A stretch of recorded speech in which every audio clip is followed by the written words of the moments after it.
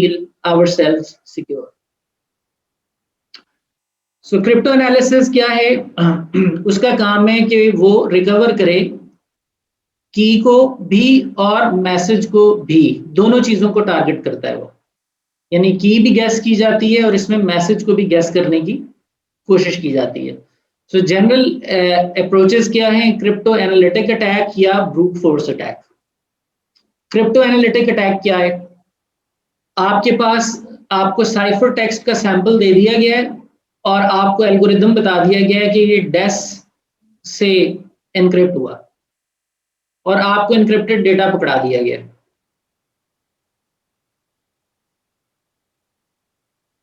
अब आपका काम है कि आप प्लेन टेक्स्ट आइडेंटिफाई करें। जो क्रिप्टो एनालिसिस ऐसे परफॉर्म हो उसमें साइफर टेक्स्ट सिर्फ अवेलेबल है और एल्गो सिर्फ अवेलेबल है। एक शक्ल ये हो सकती है कि आपके पास प्लेन टेक्स्ट है और उसकी आपके पास साइफर टेक्स्ट है, यानी दोनों सैंपल्स आपके पास मौजूद हैं। अब ये किस की के जरिए इनक्रिप्ट किया गया है, किस एल्गोरिदम के जरिए इनक्रिप्ट किया गया, आपको वो गैस करना है। फिर आपके पास प्लेन टेक्स्ट आपने सेलेक्ट की है और उस प्लेन टेक्स्ट के इक्विवेलेंट साइफर टेक्स्ट आपको गैस करनी है कि कौन सी हो सकती है। फॉर एग्जाम्पल, आपको मल्टीपल टाइप्स की साइफर टेक्स्ट दे दी गई हैं और आपको एक प्लेन टेक्स्ट दी गई है और आपको मैपिंग करनी है कि ये किसके साथ मैच हो रही है। साइफर टेक्स्ट आपको दे दी गई, प्लेन टेक्स्ट ढूंढनी है, प्लेन टेक्स्ट दे दी गई, साइफर टेक्स्ट ढूंढनी है। ये मुख्तलिफ केसेस हैं जो एक क्रिप्टो एनालिस्ट के सामने आते हैं और वो उनके ऊपर वर्क करता है। ब्रूट फोर्स में क्या किया जाता है कि आप तमाम कॉम्बिनेशंस ट्राई करते हैं। फॉर एग्जाम्पल, किसी के पास एक एनक्रिप्शन एल्गोरिदम चल रहा है डेस, और डेस इंक्रिप्शन एल्गोरिदम 56 बिट का की साइज यूज करता है। तो इसका मतलब है कि 2⁻56 यानी 7.2 इंटू 10⁻16 डिफरेंट वैल्यूज मुमकिन है। यानी डेस का जो इंक्रिप्शन एल्गोरिदम है, इसके अंदर जो की इनपुट हैं वो हमारे पास 7.2 इंटू 10⁻16 पॉसिबल कीज हैं। अब पता नहीं किसने कौन सी की लगाई है तो इनक्रिप्टेड आउटपुट निकली है।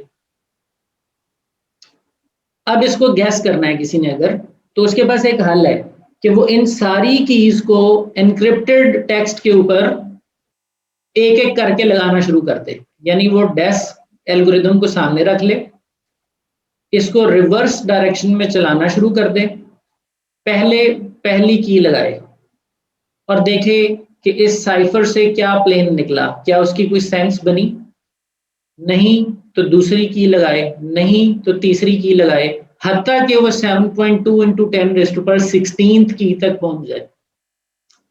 अब अगर आपका जो प्रोसेसर है वो एक आइट्रेशन को सर्टेन माइक्रोसेकेंड्स लगाता है, अब हम अपने प्रोसेसर को काउंट कर सकते हैं कि एक डिक्रिप्शन करने में मेरे माइक्रो प्रोसेसर को, मेरे सीपीयू को कितने माइक्रोसेकेंड्स लगते हैं।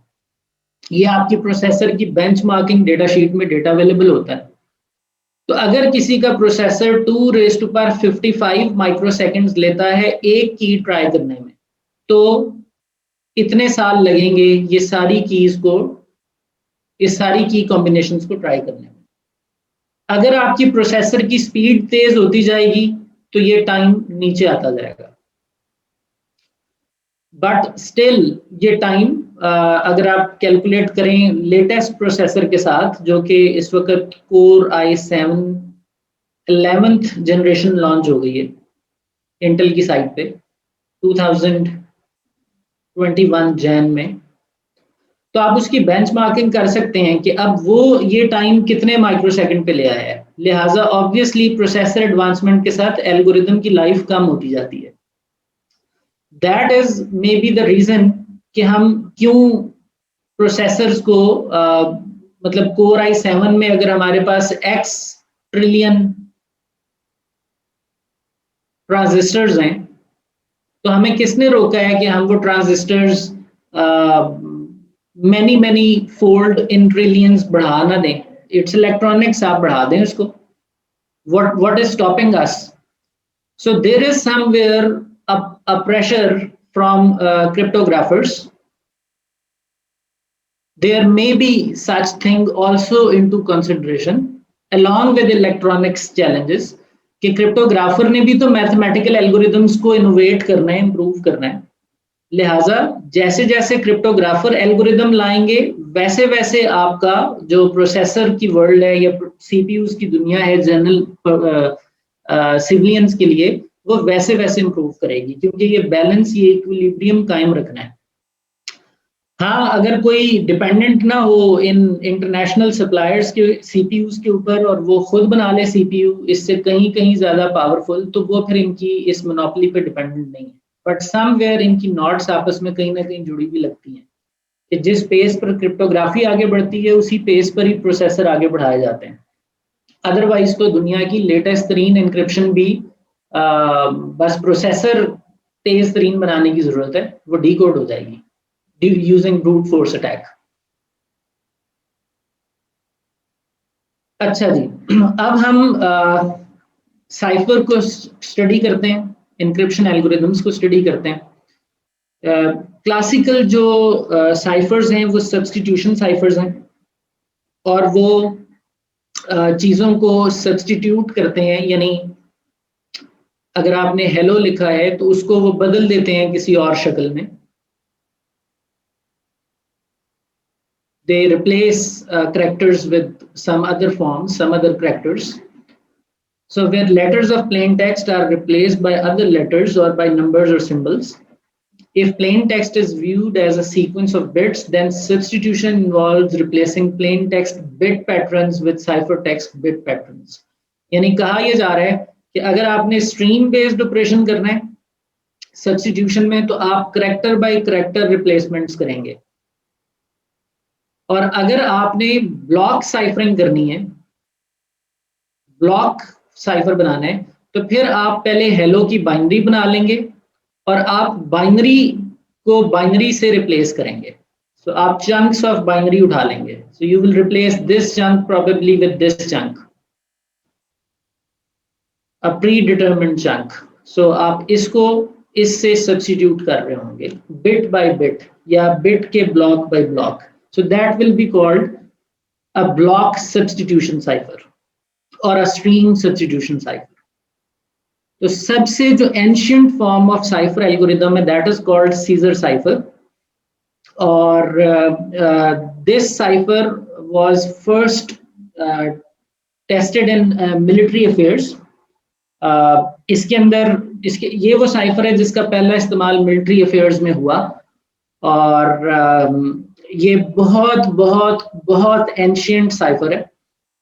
और सीजर साइफर का काम क्या है कि आप इसको जो भी मैसेज देंगे ये उस मैसेज उसके हर एक करेक्टर को रिप्लेस कर देगा थर्ड लेटर के साथ. यानी it is kind of that fixed approach cipher, as simple as that कि meet me after the toga party के को जब आप रिप्लेस कर रहे हैं थर्ड लेटर के साथ, तो M-N-O और उसके बाद P, this is third. So you land on these characters. So eventually this looks like your ciphertext when you process it using Caesar cipher. अब अगर इस Caesar cipher में जिद्दत पैदा करनी है, obviously जब किसी को पता चल जाएगा कि थर्ड लेटर से ही आप रिप्लेस करते हैं तो ये बेकार है, फिर इसका कोई फायदा नहीं है. तो इसमें जिद्दत पैदा करने के लिए हमें इसमें की का इजाफा करना पड़ेगा. Because so far its key is fixed and the key is third letter. ये की है और फिक्स है. We need a variable key. तो इसको वेरिएबल की से ब्लेंड कर दें तो इट मेक्स सेंस, ये उससे जरा ज्यादा सिक्योर हो जाएगा. सो फॉर एग्जांपल यहाँ पे हम देख सकते हैं मुख्तलिफ तरह की ट्रांसफॉर्मेशंस और we can use substitutions as well. So Caesar cipher के अंदर अगर आप की का इजाफा कर दें तो आप क्या कर सकते हैं, आप कह सकते हैं कि मेरे मेरी वैल्यू को, मेरी इनपुट को n टाइम्स रिप्लेस करो, where n is equals to the की।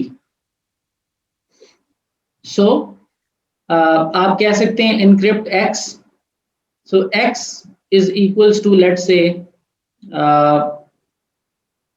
h e l l o और n is the key, और आप कहते हैं this is 4। तो इसका क्या मतलब है कि आप h को 4 टाइम्स आगे स्वैप कर दें, l e को 4 टाइम्स आगे स्वैप कर दें, i p p s, so this thing will be converted into lips using 4 steps substitution। अब ये अगर आपने इंक्रिप्शन की है, जिस शख्स ने इसको डीक्रिप्ट करना है उसको भी पता होना चाहिए कि मुझे 4 स्टेप्स वापस इसको डीक्रिप्ट करना है। So 4 steps forward or 4 steps backward. So this 4 is very important in this algorithm. अब mod 26 क्या है? Obviously जब आप इसके अंदर की ऐड करेंगे, फॉर एग्जांपल ऐड करने का मतलब ये है कि हमारा जो पहला जो अल्फाबेट है A, वो अगर 0 से स्टार्ट होता है और लास्ट अल्फाबेट जो है वो 25 पे खत्म हो रहा है, यानी टोटल 26 हैं। तो अगर A में 2 ऐड किया जाए, यानी A को 2 स्टेप आगे किया जाए, तो B और फिर we will land on C, so ये C बन जाएगा, यानी A को 2 स्टेप आगे ले जाएंगे तो C बन जाएगा। लेकिन अगर यही काम Z पे कहा जाए, Z पे, कि Z को आप 2 स्टेप आगे ले जाएं, तो इसको 2 स्टेप आगे अब कहाँ लेके जाएंगे? We can not. सो हम सर्कुलर शिफ्ट करेंगे, हम वापस आएंगे। सो Z से 1 स्टेप आगे जाना मतलब A पे आ जाना, फिर 1 स्टेप आगे जाना मतलब B पे आ जाना। सो Z + 2 is equals to B. That is what modulo or modulus operator is doing. So basically आप क्या कर रहे हैं कि अगर आप Z + 2 करेंगे तो ये 25 एक्चुअली +2 होने के बाद 27 बन जाएगा। तो 27 के ऊपर तो हमारे पास कोई अल्फाबेट नहीं है, तो हम क्या करेंगे फिर? तो उसका हल ये है कि हम मॉड ले लेंगे। तो जब हम मॉडलू लेंगे, हम 25 और 27 का मॉड लेंगे, तो हमें पता ये चलेगा कि हम इवेंचुअली दोबारा से किसी सेकंड नंबर या फर्स्ट नंबर या 2 नंबर पर लैंड कर जाएंगे। तो हमें ये जो मॉडुलस का ऑपरेटर है mod 26, ये लिमिट्स में रखेगा, ये हमें सर्कुलरली वापस शिफ्ट करके दोबारा B के ऊपर ले आएगा। और मॉड का ऑपरेटर कैसे वर्क करता है? इसमें अगर if you have 11 and 4 means 11 mod 4, तो जो आपका रिमाइंडर बचता है that is basically your modulus. So this 3, इसका मतलब ये है कि अगर आपके पास अंदर जो वैल्यू है वो 26 है और आप बाहर कोई भी वैल्यू और रख के आप मॉडुलस कैलकुलेट करते चले जाएं, इवेंचुअली जो रिमाइंडर है आपके पास वो रोटेट करेगा within 26 values. So it will rotate you back to this point.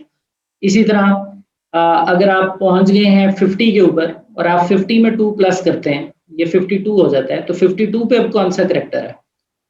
तो 52 भी आपको इवेंचुअली इस B पर ही लैंड कराएगा। तो इसका फायदा भी है, इसका नुकसान भी है। नुकसान इसका ये है कि आपकी मुख्तलिफ जो कैलकुलेशंस हैं, एक वक्त आएगा कि वो सैचुरेट हो जाएंगी और आपकी उस इंक्रिप्शन के अंदर मल्टीपल कीज डालने का कोई फायदा नहीं होगा। हर की का फिर रिजल्ट पिछली की जैसा ही निकलना शुरू हो जाएगा।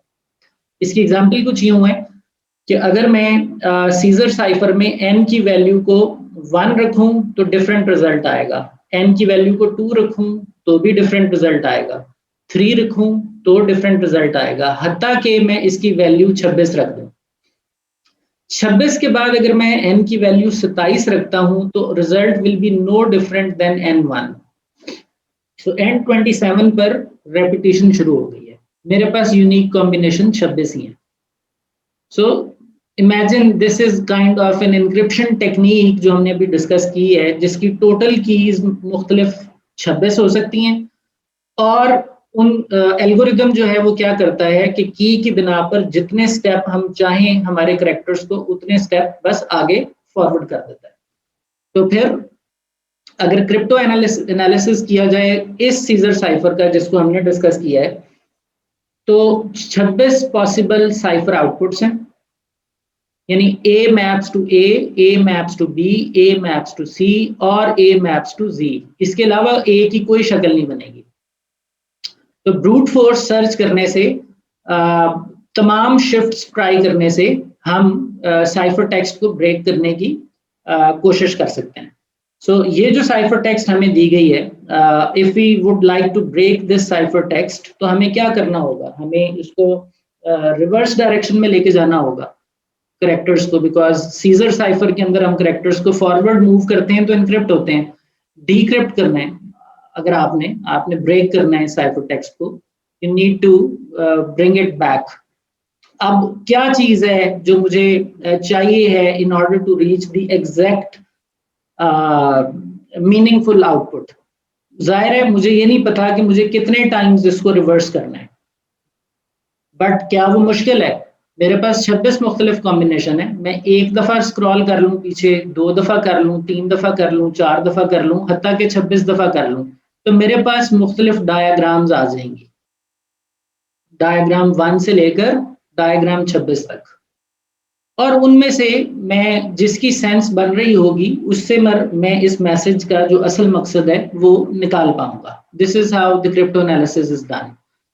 तो अगर हम इनको एक एक स्टेप पीछे मूव करें तो क्या शक्ल बनेगी, और इसको 2-2 स्टेप पीछे मूव करें तो क्या शक्ल बनेगी, 3 स्टेप पीछे मूव करें तो क्या शक्ल बनेगी, काइंडली आप लोग ट्राई कीजिए और मुझे वो तीनों आउटपुट्स दे दीजिए। डायग्राम 1 क्या होगी, डायग्राम 2 क्या होगी और डायग्राम 3 क्या होगी? I need that. what you have to do is just shift these given characters backward 1 time, 2 time, 3 time. I need 3 of these samples. Kindly try it and share it on chat window.